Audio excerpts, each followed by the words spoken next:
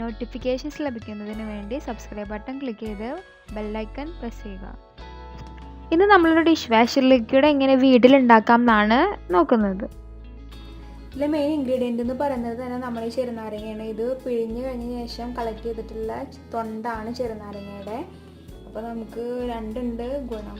എന്നാൽ വെള്ളം കലക്കാൻ വേണ്ടി യൂസ് ചെയ്യുക, ദെൻ ബാക്കി വരുന്ന ഈ തൊണ്ട് നമുക്ക് ഇതുപോലെ ഡിഷ് വാഷ് ലിക്വിഡ് ഉണ്ടാക്കാനും യൂസ് ചെയ്യാം. നെക്സ്റ്റ് നമ്മളിവിടെ രണ്ടായി മുറിച്ച് വെച്ചിട്ടുള്ള ചെറുനാരങ്ങയിലേക്ക് 2 കപ്പ് വെള്ളം ഒഴിച്ചു കൊടുക്കുക. ഇവിടെ ഞാൻ മെഷറിംഗ് കപ്പാണ് യൂസ് ചെയ്തിട്ടുള്ളത്. ഇതേപോലെ 2 കപ്പ് വെള്ളമാണ് ഇപ്പോൾ ഒഴിച്ചു കൊടുത്തിട്ടുള്ളത്. ഇനി ഇതൊന്ന് അടുപ്പിൽ വെച്ച് നമുക്കൊന്ന് വേവിച്ചെടുക്കണം.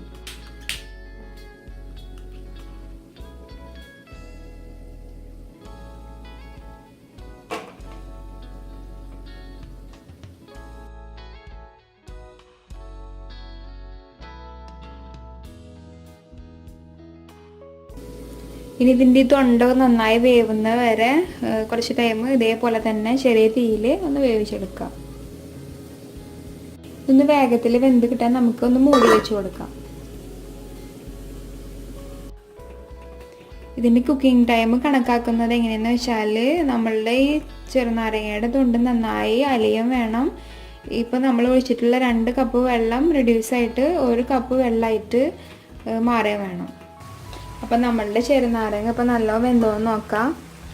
അപ്പോൾ നമ്മൾ 2 കപ്പ് വെള്ളമാണ് വെച്ചിട്ടുണ്ടായിരുന്നത്, അത് റിഡ്യൂസ് ആയിട്ട് ഇപ്പോൾ 1 കപ്പ് ആയിട്ടുണ്ട്. അപ്പോൾ നമുക്കിത് തീയിന്ന് ഓഫായി കൊടുക്കാം.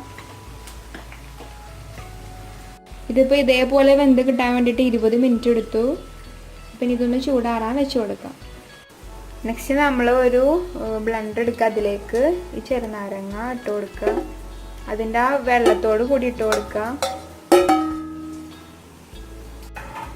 നെക്സ്റ്റ് ഇതിലേക്ക് 1/2 കപ്പ് വെള്ളം ഒഴിച്ചു കൊടുക്കുക. ഇത് നന്നായി ഒരു പേസ്റ്റ് രൂപത്തിൽ അരച്ചെടുക്കുക. അങ്ങനെ നമ്മളുടെ ചെറുനാരങ്ങ വെള്ളത്തോട് കൂടി അരച്ചത് ഇപ്പോൾ നന്നായി പേസ്റ്റ് രൂപത്തിലായിട്ടുണ്ട്. ഇനി ഇതൊന്ന് അരിപ്പയിലൂടെ അരിച്ചെടുക്കണം.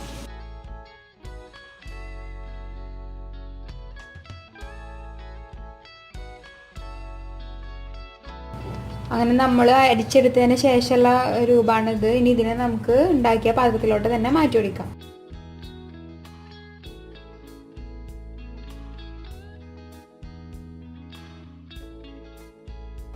നെക്സ്റ്റ് നമ്മൾ ഇതിലേക്ക് 1.5 ടീസ്പൂണ് ഉപ്പിട്ട് കൊടുക്കുക. ഉപ്പല്ലെങ്കിൽ കല്ലുപ്പുള്ളവർ അത് 1 കപ്പ് കല്ലുപ്പിട്ട് കൊടുക്കുക. കല്ലുപ്പാണ് ബെസ്റ്റ്. ഇപ്പോൾ കല്ലുപ്പില്ലാത്ത കാരണമാണ് ഞാൻ പൊടിയുപ്പ് ചേർത്തിട്ടുള്ളത്. അടുത്തതായിട്ട് നമ്മൾ 1/4 കപ്പ് വിനാഗിരി ഒഴിച്ച് കൊടുക്കുക. ഇനി ഇത് നന്നായി മിക്സ് ചെയ്ത് കൊടുക്കുക. ഇത് അടുപ്പത്ത് വെച്ചിട്ട് ഒരു 5 മിനിറ്റ് തിളപ്പിക്കുക.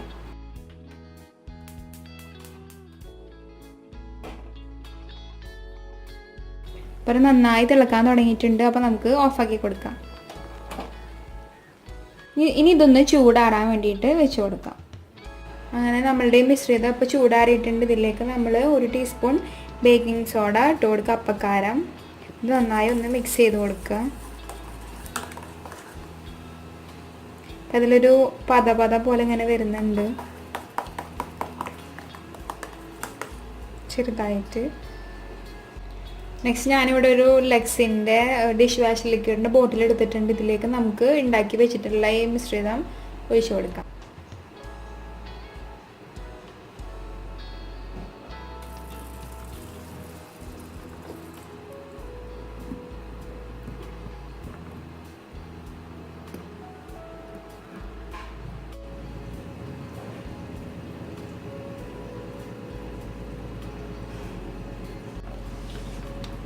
അങ്ങനെ നമുക്ക് 14 ചെറുനാരങ്ങ കൊണ്ട് ഇവിടെ ഇപ്പോൾ 1250 മില്ലി ഡിഷ് വാഷ് ലിക്വിഡ് ഉണ്ടാക്കിയിട്ടുണ്ട്.